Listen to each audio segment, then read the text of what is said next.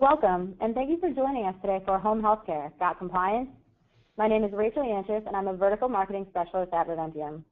We are excited to have our Senior Manager of Research and Development, Yonina Shineweather, and our Senior Director of Product Management, Zishe Glauber, this afternoon as we learn about some commonly known and some less known nuances of the home healthcare industry.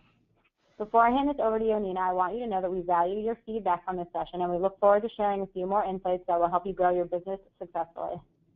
If you have any questions throughout the webinar, please feel free to use the question feature on your toolbar to type them in so our presenters can address them at the end of their time. For more information on our unique offerings for your industry, check out www.viventium.com/industries-home-health. Yonina, we're looking forward to the session, and I'll hand it over to you to get started.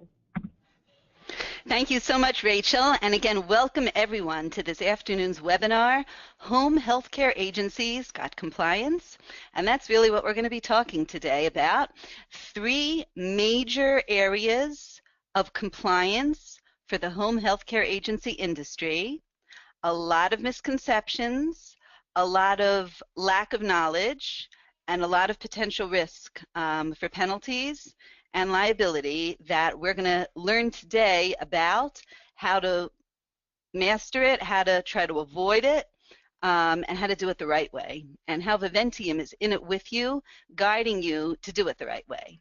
So a couple of administrative notes. First of all, today's session is being recorded.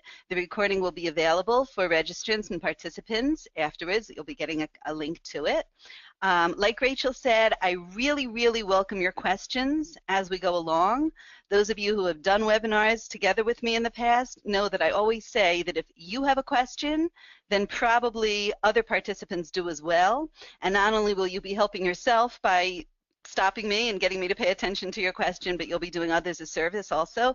And to do that, you would just click on questions on your toolbar, in your GoToWebinar toolbar, type in the question. I do keep my eye on the questions as we go along. I try to work them in as much as possible because we're going to be getting really hands-on today about some less known areas of compliance for our industry. So, please do ask the questions and I will try to work them in as we go along.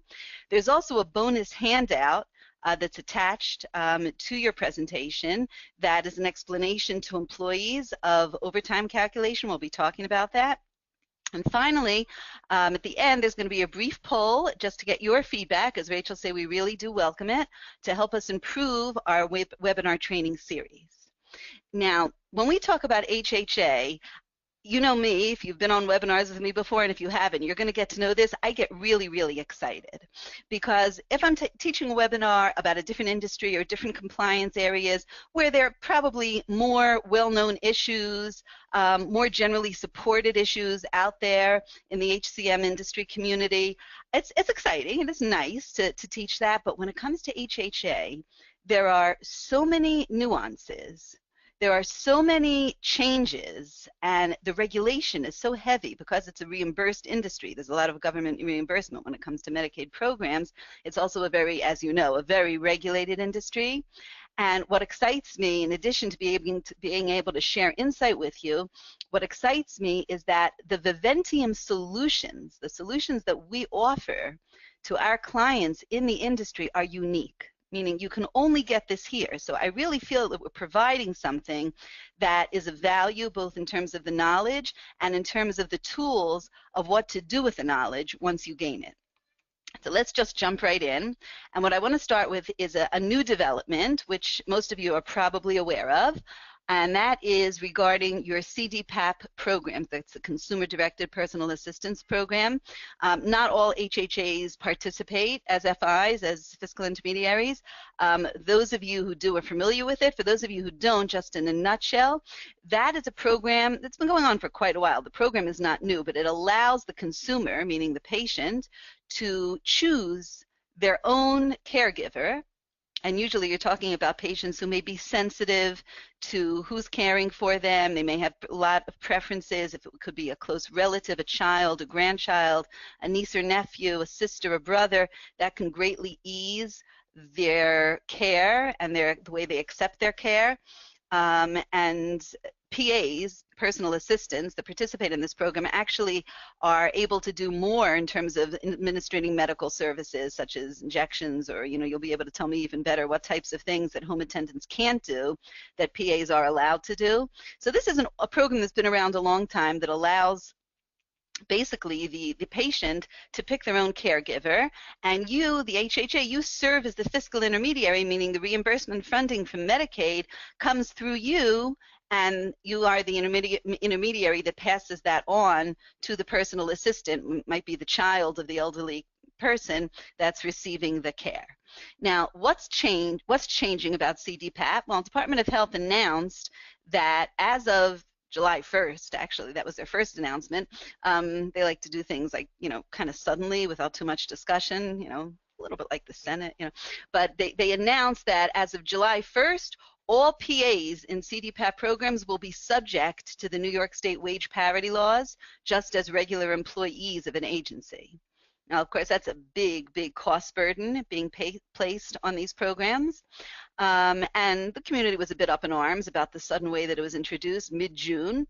And so the Department of Health has said, okay, we're postponing it for what it was, 45 days after the announcement. So it comes out right smack in the middle of a month.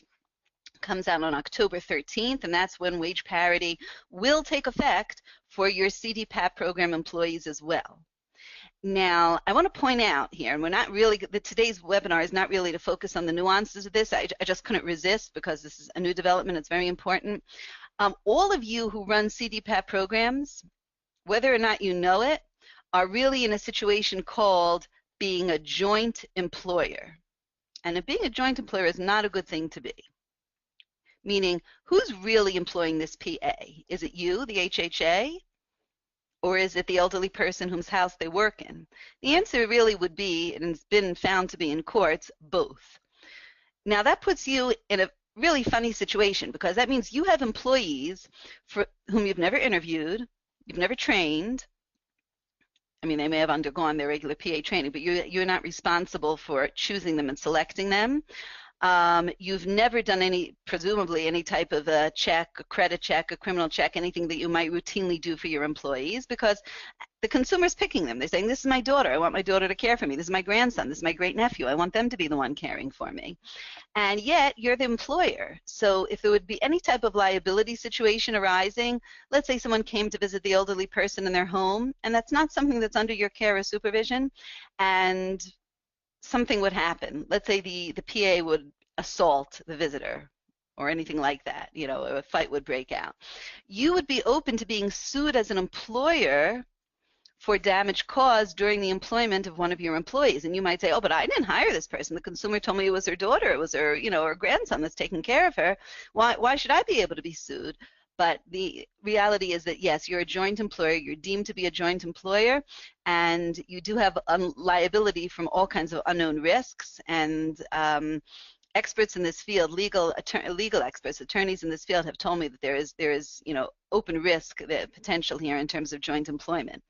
How do you get out of a joint employment, and how can the joint employment model, getting out of it, I should say, how can getting away from that actually save you money? Now remember, once wage parity goes into effect on 10/13, you have in New York City both the additional and the supplemental additions. We're going to go through the actual numbers soon, but you're going to need to add those to the PAs as well, so it's going to greatly increase costs. Is there any way that getting away from joint employment can save you money and help you deal with this new wage parity? And the answer is yes. First of all, if you become what we call an agent instead of a joint employer, and perhaps that's a topic for another time, how to do it, but Viventium can explain that as well. But if you can become an agent under the IRS's sense of agent, section 3504 it's called, if you become an agent rather than a joint employer, then you're not considered the employer, and therefore the minimum wage in New York would not be $11 an hour. It would only be the rate for small employers. And as the years go by, the difference between the small employer and the large employer rate is going to increase. That's one advantage. Secondly, this person is now no longer employed by your agency. They're employed by the consumer in whose house they are living, and therefore they would be called a residential employee, subject to overtime only after 44 hours, not after 40. Another advantage is that since they're not your employee, They're only going to be subject to, and they're a residential worker, they're a residential employee in healthcare, they're only going to have to get paid overtime at 1.5 times the New York State minimum wage, not 1.5 times their regular rate. And we're going to be talking a lot more about regular rate later on in this webinar. And finally, they're not going to be included in your ACA count because you're not their employer.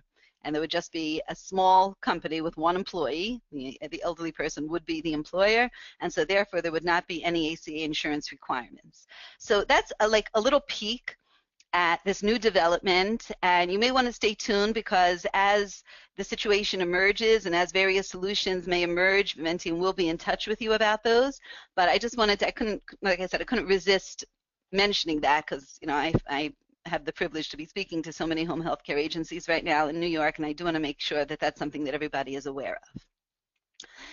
Now we're going to get to our regularly scheduled programming. Unique solutions that Viventium offers to our HHAs and how we're in it with you. We're going to be talking about 3 of them today. First of all, we are the only HCM provider that gives you software-driven spread of hours support that can also support what usually goes on with your kinds of retro hours when your employees come later and given hours for earlier charge dates and earlier weeks. And I'm going to show you hands-on about that.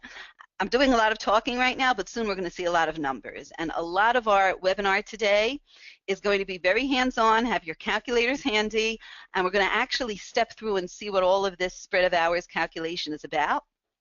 And later on in the software tour, when Zishe is going to take over, he's going to be showing you, up close and personal in Viventium itself, in the software itself, how you'll be working with these types of calculations, including multi-rate overtime, all the stuff that we're going to be talking about. So the first we're going to spend the most of our time on is spread of hours, whatever that is. Secondly, we're going to spend some time on Viventium's wage parity support and just how flexible we can be with that, how many different options and packages that you can offer and how things can get allocated. We're going to see that. And then we're going to spend also significant time on our multi-rate overtime compliance. And this is an area where almost every employer, especially in the HHA industry that we've spoken to, is lacking in compliance. And you'll be surprised, there's some surprises here coming. So pay close attention, buckle your seatbelts, and we're going to jump right into part 1, Viventium's spread of hours features. So those of you who know me know that I always like to start with definitions. Everything has to start with definitions, otherwise we don't know what we're talking about. And definitions are going to start with questions. First we're going to ask the questions, and then we're going to give the definition. So here on this pyramid, we have all the questions about spread of hours you could want. What is spread? Where is spread? Whose spread are we talking about? Which spread are we talking about? Because there's 2 flavors, vanilla and chocolate. And why is spread especially a compliance trap in the HHA industry? Okay, those are the questions. What are the answers? What is spread, first of all? What is spread of hours? So always go back to the source. Here's where it all starts. This is the official compilation of codes, rules, regulations of the state of New York, Department of Labor, Division of Labor Standards, minimum wage orders for miscellaneous industries. We're talking about miscellaneous industry. HHA is in what's called the miscellaneous industries and occupations, and the subpart that deals with provisions applicable to all employees subject to this part, except in nonprofit making institutions. Okay, fine. Here we go. What's the rule? There is an additional rate for split shift and spread of hours as follows. An employee shall receive 1 hour's pay at the minimum wage in addition to the minimum wage already required for any day in which spread of hours exceeds 10, or there's a split shift, which means they come to work, they go away, and they're called back, or both. So if you have both spread and split, which is what we usually have in HHA, both together, you only have to get 1 extra hour. That's number C. On a day in which both occur, meaning spread and split together, in a day in which both occur, you only have to get the 1 hour at minimum wage. So this is where it all starts. Now, how this has actually been interpreted by the courts is another story. Now, some of you may be saying, how come we don't see this anywhere? nobody talks about this. Why are we only hearing about this now? Or is this for real? Or maybe it's just something on the books that's, nobody pays attention to. So I've had that question. Where does it say it? Show me it.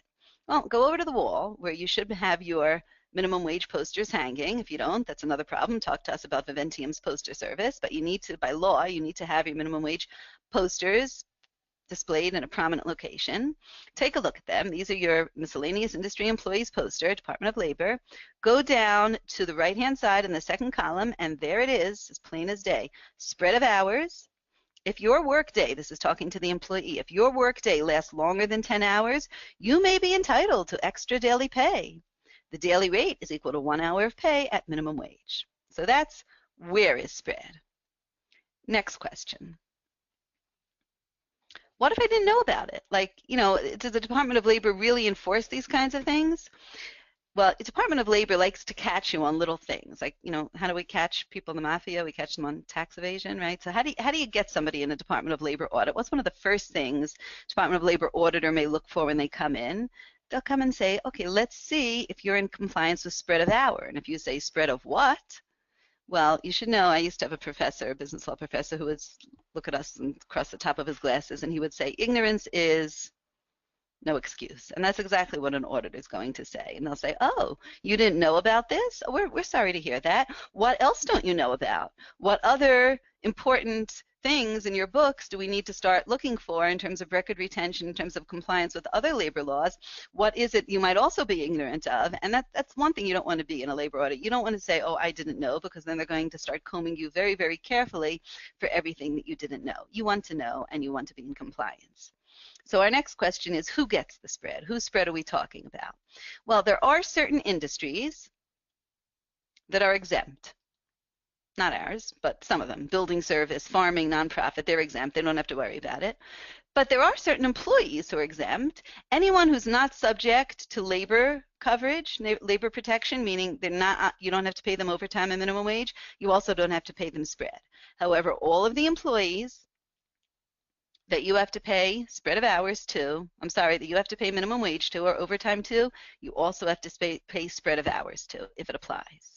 Now, how do you do spread? There's vanilla and chocolate, 2 flavors. There's the one for the restaurant industry, which is even stricter than ours, and there's ours, all other industries. What do you have to do?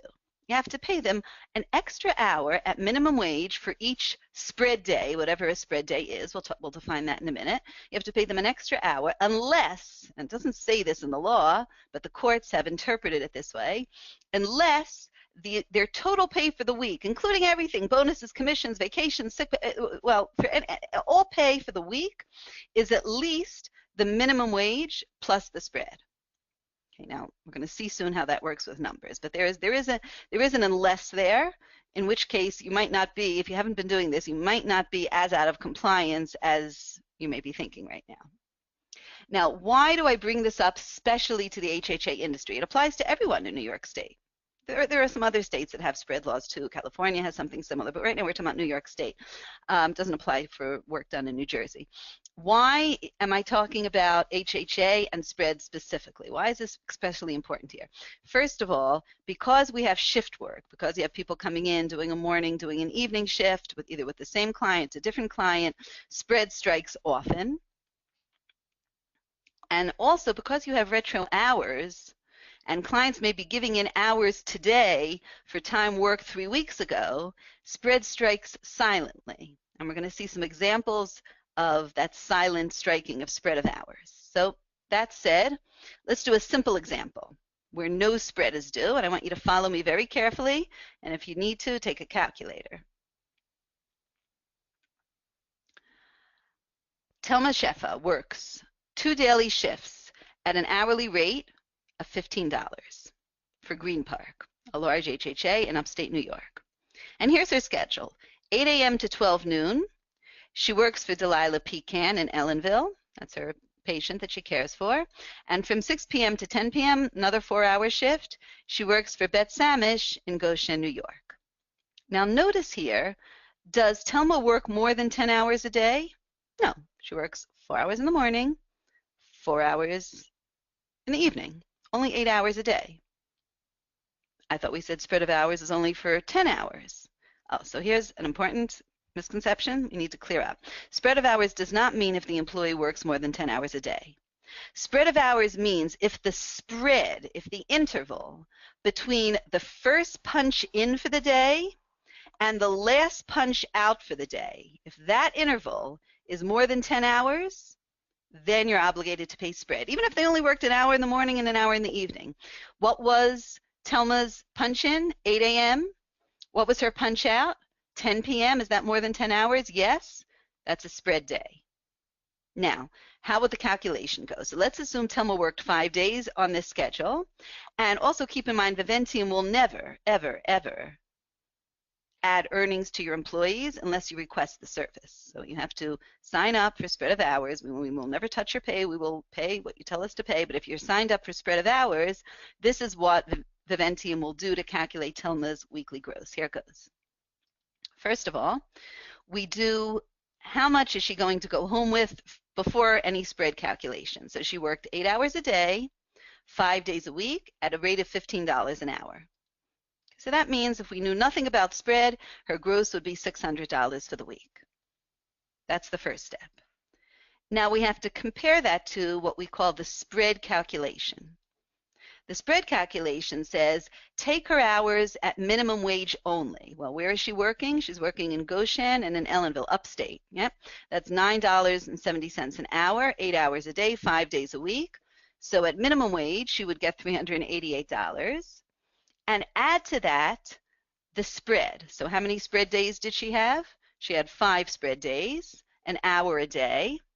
So 1 spread hour at minimum wage, which is $9.70 times 5 days, means an extra $48.50.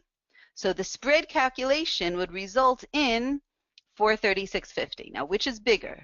The gross that she got, the $600, or the spread calculation, $436.50, obviously the gross that she got. And therefore, in this simple example, Telma has no spread due from Green Park.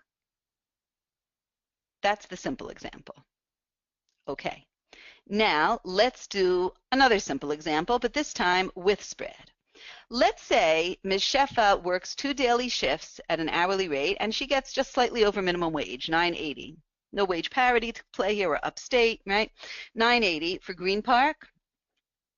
And here's her schedule. Same thing, 4 hours for Delilah in the morning, 4 hours in the evening for Bet. And again, she works 5 days, and Green Park has asked Viventium to set up spread of hour calculations. Now, what is Telma's weekly pay going to be? So 8 hours times her rate, $9.80, 5 days a week, is $392. We need to compare that to, again, what's called the spread calculation. So we do her 8 hours at minimum wage times the 5 days. That's the same, $388. She has those 5 spread days because she worked, punched in at 8 a.m., punched out at 10 p.m. That's a greater than 10-hour spread. And that's also 5 spread days at $9.70. So she needs to get that same additional amount. So the total she needs to get is $436.50. So now, which is greater? The spread calculation of $436.50 or the regular gross $392. And since the spread calculation is greater, Viventium will automatically add the difference between that $436.50 and the $392, namely 44.5. Viventium will automatically add that to the pay stub and show that as spread of hours pay. And then you'll be in compliance. And when the auditor, who should never walk in, walks in and says, let me see your spread of hours records, they'll say, sure, here's our spread of hours item. You can see it on our payroll register right here. Okay, these people are probably not going to be good business for me, he'll say to himself. I used an example of upstate New York, but as we know, New York State is one of those lovely states that minimum wage varies depending on where the work is done, and so does spread of hour calculations. Part of Viventium's remarkable service is we allow you to select the minimum wage to use in your spread of hours based on your location. That's remarkable. Okay, so let's take a look at the minimum wage complexity that Viventium supports. Here's the chart. Right now, we're as of 12/31/16.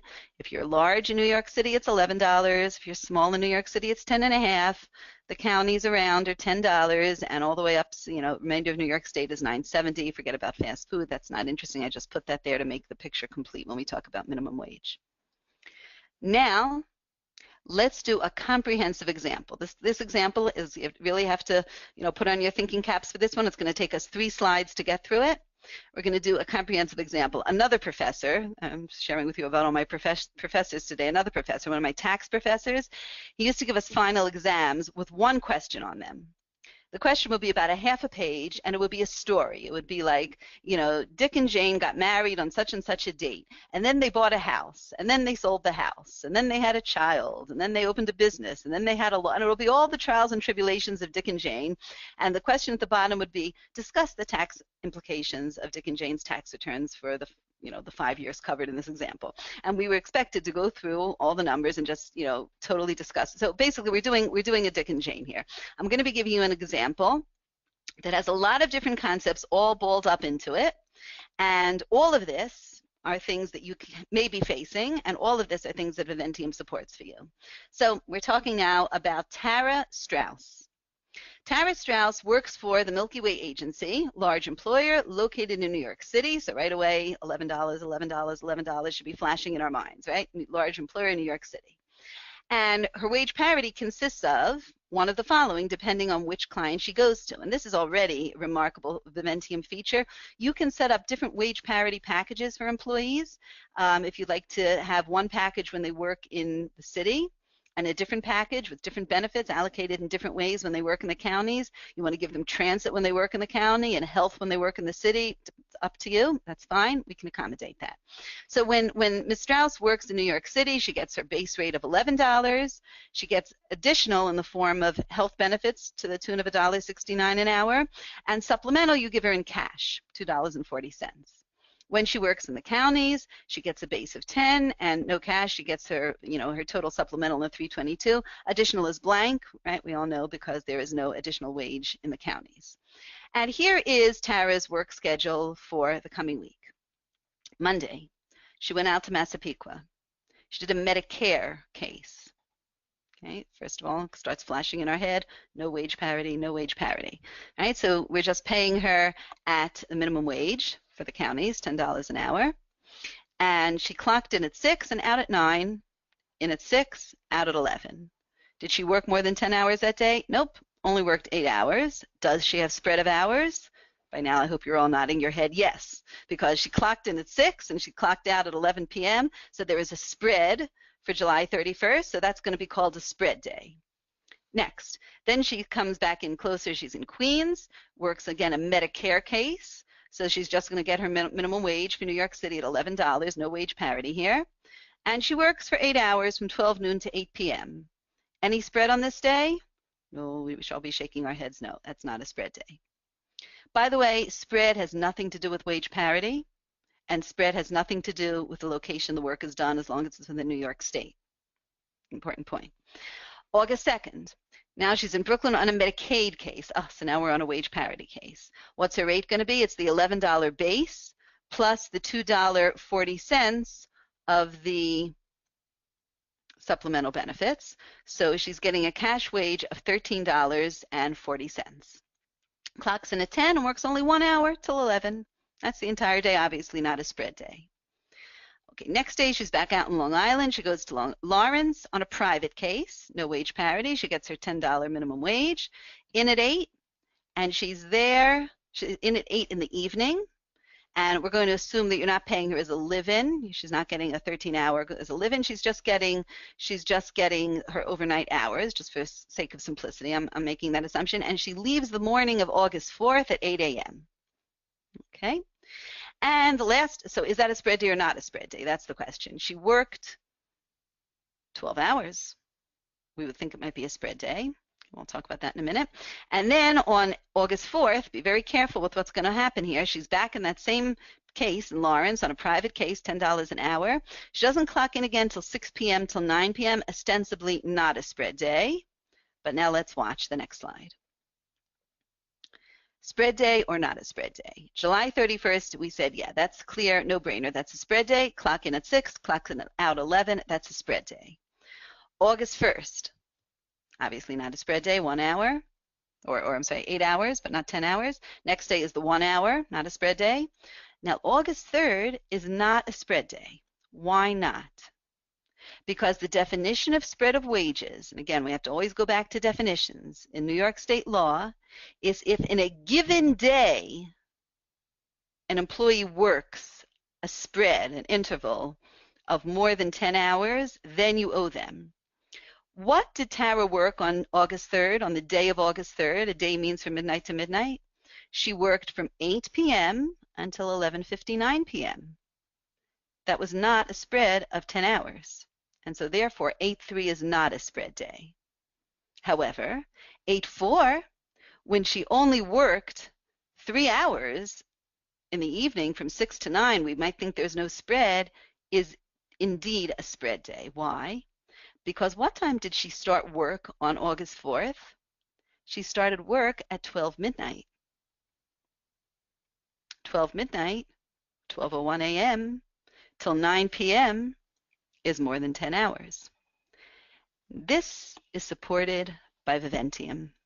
You will not find any other HCM provider that will support you on this and keep you in compliance. Even when a shift crosses days, we can support that for you. And calculations have to be set up. Of course, you have to work with the client services rep to set it up properly, to input your data properly, but we will support you on this. Okay, but we're not done. Now we're going to do the numbers. Here's the chart again. Okay, so down here we have the in-outs, the location, whether it's Long Island, New York City, the hours she worked for the day, and if it's a spread day. Okay, let's go through the numbers now. How many hours did she work altogether? If you add this up, 8 plus 8 plus 1 plus 12 plus 3, you get 32 hours. And if you do the multiplication of each day, here's the rate, you can test me on it, but you can check me out on it, but here's the rate, here's the hours. If you do the calculation, forgetting about spread, just good old payroll calculations, like in the olden days, her gross would be 331.40. Now, how do we do this? We have to compare that to the spread calculation. Let's do the spread calculation. This is going to get really tricky. Be careful here, slowly. Tara worked in 2 different locations. She worked 9 hours in the city, 8 hours on 8/1, 1 hour on 8/2. Those hours, we do the spread calculation using the New York City minimum wage, $11. And the remaining 23 hours are done at the Long Island rate, the minimum wage of Nassau, Suffolk. That's the $10. Okay, so if you do the multiplication, that comes to $329. That's our minimum wage calculation, plus 2 spread hours. And it happens to be in my example that both spread hours are in Long Island, so we use the 10-hour. 2 spread hours, that gives us $20 additional. So her spread calculation is $349. Which is bigger, the spread or the gross? The spread calculation is bigger, and therefore Viventium will automatically add spread of hours of the $349 minus the $331, $17.60. It will be on her stub as spread of hours pay, and you will be in compliance only with Viventium.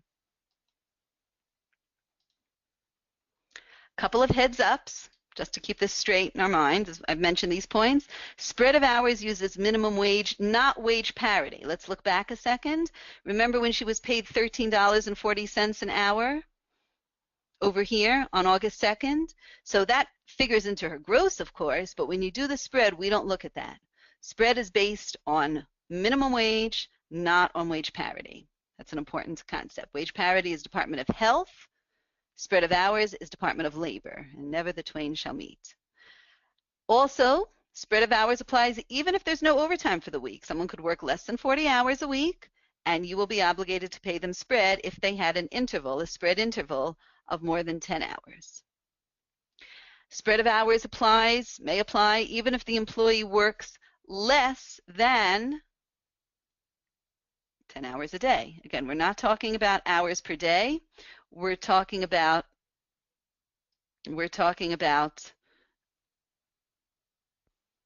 the spread of the interval and not how much they actually worked.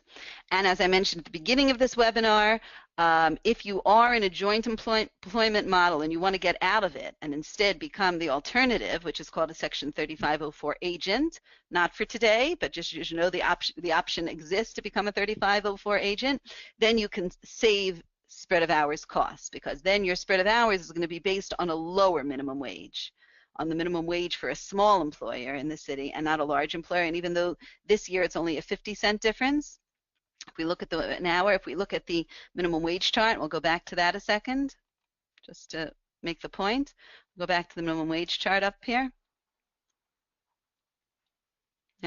Right now the difference is only between $11 and $10.50, being a small employer.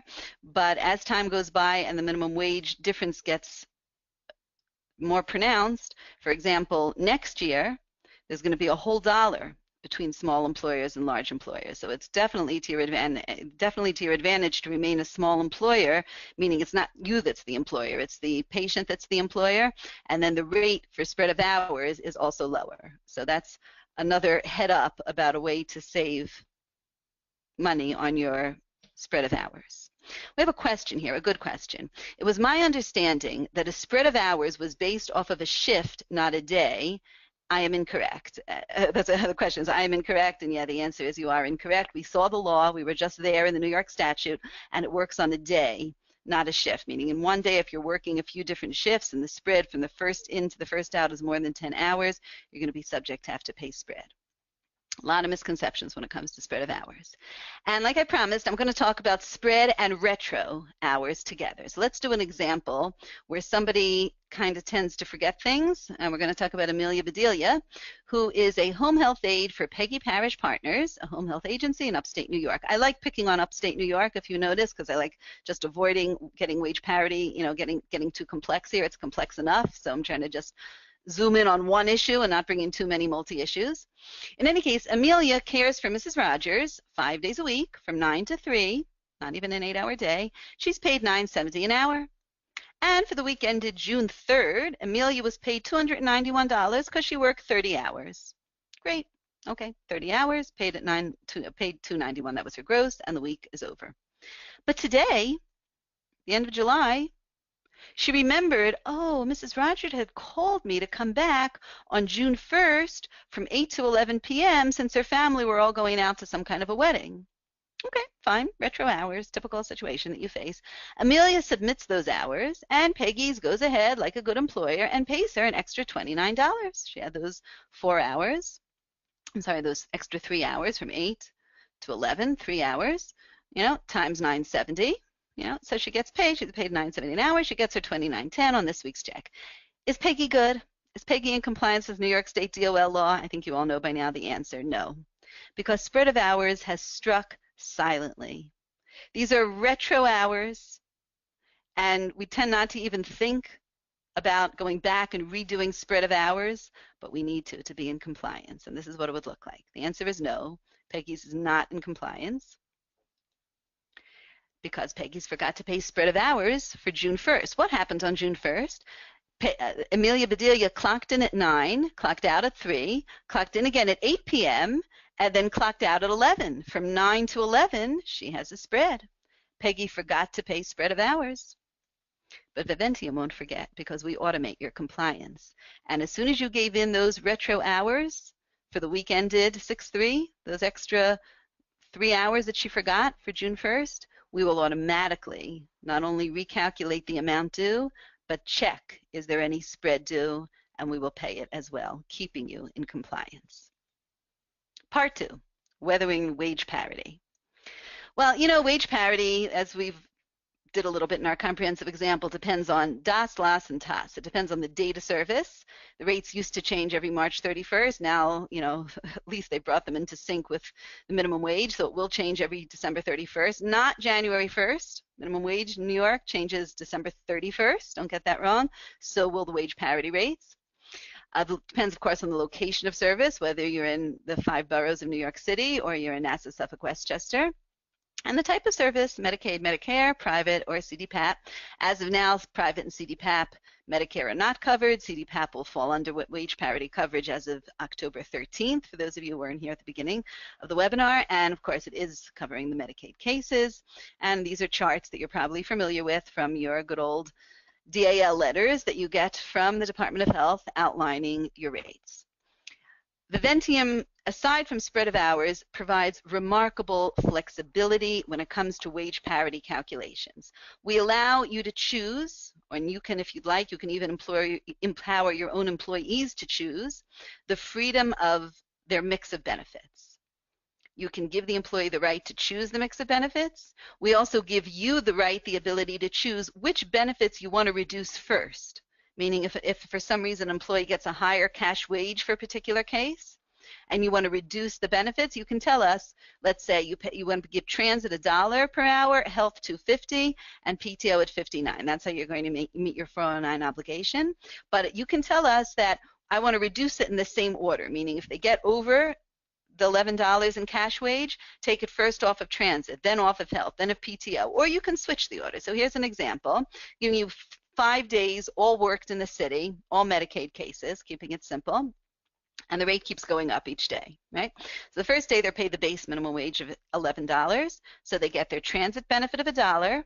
The health is set up to give them $2.50 and the PTO $59. And again, Viventium, once you set it up, Viventium does this automatically. We can even transmit the benefits to whatever benefit administrator you're using. We will give them a report, a transmittal as often as you'd like.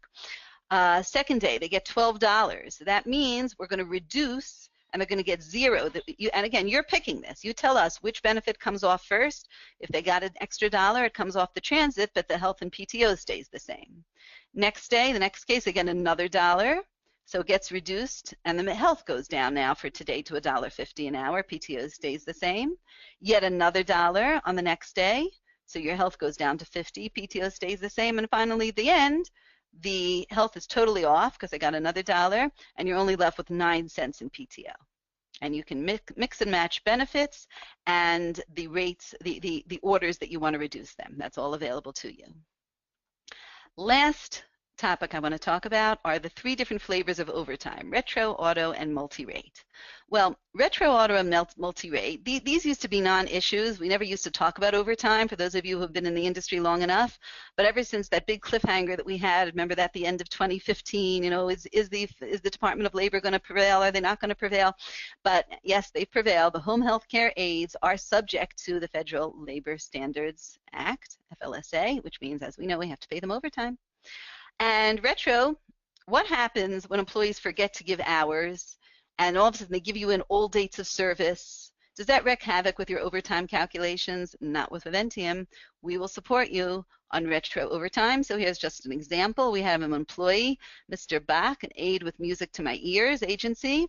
He submitted a timesheet for the period ending 12/24 showing 35 hours worked.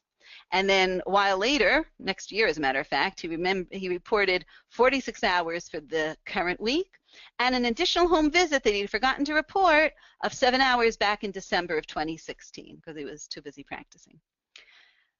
Johan Bach, how many hours of overtime will Viventium pay on his paycheck if you set up your payroll for retro overtime calculations, and at what rates? Not only do we go back and pay the retro overtime, we pay it at the correct rate. So for the period end of 12/24, then he reported 35 hours. Now he just remembered, forgetful musician that he is, he just remembered to report another 7 hours. That's a total of 40 hours minus 35 that he reported before. He had 5 regular hours left over, right? Because he had worked 35, so there's still 5 hours to go as regular, and 2 hours of overtime. These 2 hours of overtime, retro overtime, will be paid at 1.5% of his regular rate, not as of now, but as of what his regular rate was for that week. That's pretty incredible.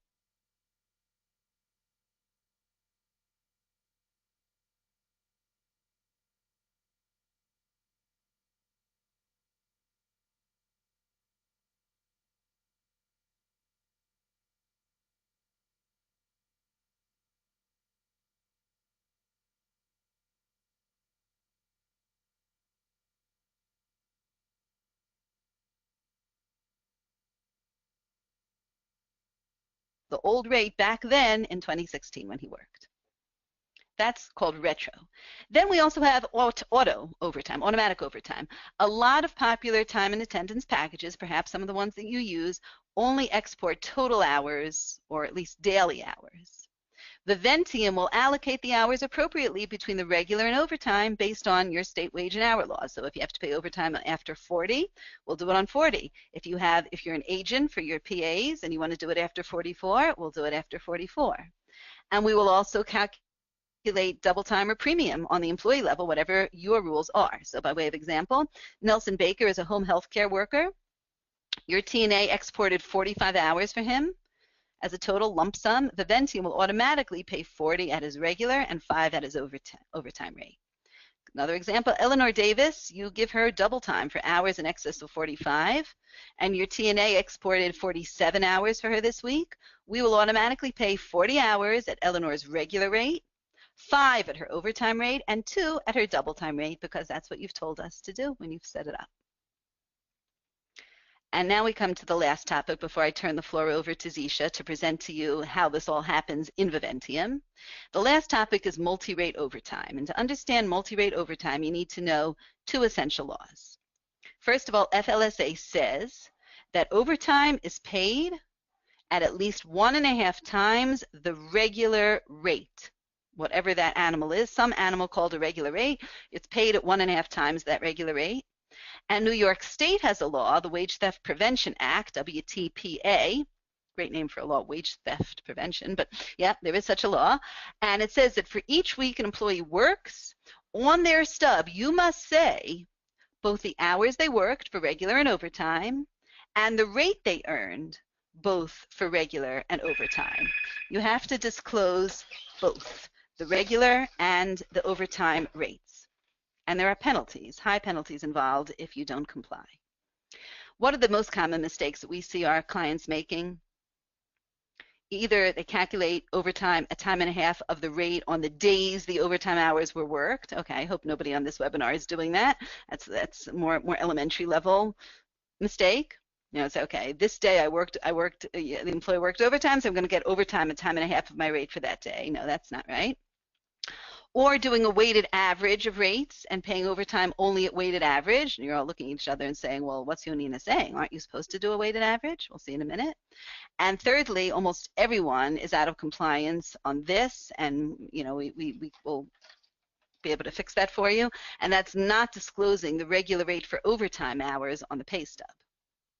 Okay, so let's see what's wrong with this picture. Here we have Josephine March. And these are her hours. She works 10 hours a day at a rate of $10, and this is her stub. Well, obviously what's missing here is where's the overtime pay, right? She had the last 10 hours are clearly overtime. So where's the overtime? Common mistake number 1, don't say, well, she earned $12, so her overtime is $16. Don't just use the rate for that day. That's common mistake number 1. I think we all know that you have to ask, what's the regular rate? Regular rate is the weighted average rate. Okay, so how do we do a weighted average? We add up, you know, the hours times the rates, and add them all up, divide by the total hour. Again, to do the regular rate, let me slow down. You do total pay, 550 hours, $550, divided by total hours, 50 hours. That's the regular rate, big letters here, $11 an hour. Okay, so her regular rate is her overtime rate is 1.5 times. That's $16.50. So we may be tempted to say, great, we're going to pay these 10 hours at $16.50. We're going to pay the overtime hours at 1.5 times the regular rate. Isn't that hunky-dory? Well, let's see. Let's plug that in. Let's plug that $16.50 into 2 similar paychecks and see if it works. Boom. What went wrong here? I plugged it in $16.50 here, $16.50 here. 2 paychecks, the same total pay. In other words, the rates were the same, just in backwards order, right? You got, you know, 10, 10.5, 11, 11.5, or going the other way, you know, the rates are slightly different here, 12, 11.5, 11, 10.5, as opposed to the 12 for the last day, but still, it's the last day, it's getting overtime. Everything should look the same here, right? The same check, we just reverse the order of the rates. Why in one check is she getting $5.95 and another $6.15? That can't be right. She still worked 50 hours, and she still got base pay of $550 because, you know, those are the rates. So why is it different? Something's wrong here. It can't be. If you plug in just the weighted average rate for the overtime, you're not going to be doing it correctly. You're out of compliance. You're not paying the right amount of overtime. Here's how it has to be done. You take the regular rate, $11. Half of that is called the overtime premium rate. That's $5.50. How many hours of overtime? $10, 10 hours, times the 550 gives you a total overtime premium of $55, both paychecks. Whether I do the rates in this order, day 1, 2, 3, 4, 5, or whether I do the rates in the backwards order, it's the same $55 premium, and you show on the stub overtime premium. That is how the Department of Labor wants you to show overtime on a stub when you have multi-rate overtime. This is what labor attorneys are practicing and have implemented as the compliant practice according to New York State Department of Labor law. But you're still not in compliance. Even if you do this, you're still not finished, because the New York Wage Theft Prevention Act says the statement shall include the regular rate or rates and the overtime rate, the number of regular hours worked, the number of overtime hours worked. So you also need to disclose that overtime rate of $16.50. It's not enough to show a stub that looks like this, $16.50 over here. You have to disclose both the regular rate on those 10 hours, whether it was $12 or 10 hours, that's the straight time rate has to be disclosed. And somewhere on the stub, you also have to disclose the overtime rate on the stub, and Viventium does this for you. This is a stub that is in full compliance with both federal law and state law. And just a couple important reminders, and then Zishe, I'm going to be turning it over to you. Viventium will never change your calculation unless you request it. We do not provide legal advice, and ultimate responsibility for labor law compliance rests with you, the employer. Always consult your attorney and CPA for compliance questions. And by the way, for those of you who may ask, I see we have a couple questions which we'll get to after Zishe's presentation. Viventium does support retro overtime calculations for multi-rate as well. So if you give in hours a few months from now, and that will affect the multi-rate overtime, that the way we figure out how much the overtime is for the prior week, that the prior date of service, the retro hours reference, we will redo it and recalculate the overtime as well. Sometimes your employees, when you start using this new way of doing overtime premium, they might say like, well, if my overtime rate is $16.50 and I work 10 hours, why didn't I get 165 hours? What is wage disclosure, wage theft, what does all this mean? Why does my stub look different? And so we've prepared for you this nice little booklet here, which is attached as a handout that you can give to your employees, Viventium, Understanding Your Overtime Pay, and it's in question-answer format, written in language as simple as we could make it, that explains why this pay stub is really in compliance.